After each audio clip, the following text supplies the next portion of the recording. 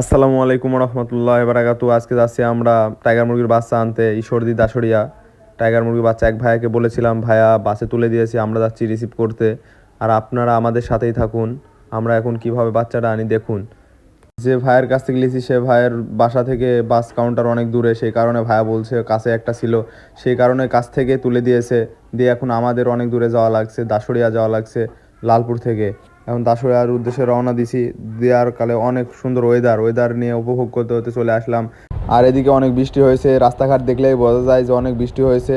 আমরা সেই কারণে অনেক দ্রুতই যাচ্ছি, যে কারণ বাসওয়ালা ভাই বলেছে যে আমরা দাসড়িয়ার কাছাকাছি চলে এসেছি, সেই কারণে আমরা অনেক তাড়াতাড়ি যাচ্ছিলাম।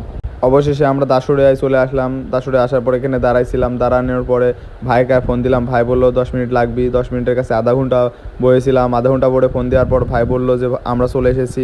তারপরে দেখি নাই, তারপরে 1 ঘন্টা লাগছে, তারপরে আমরা বাচ্চাটা হাতে পাইছি। তারপরে বাড়ির উদ্দেশ্যে রওনা দিয়েছি। আর আমাদের খামারের জন্য দোয়া করবেন, আমরা যেন আরও এগিয়ে যেতে পারি। আসসালামু আলাইকুম।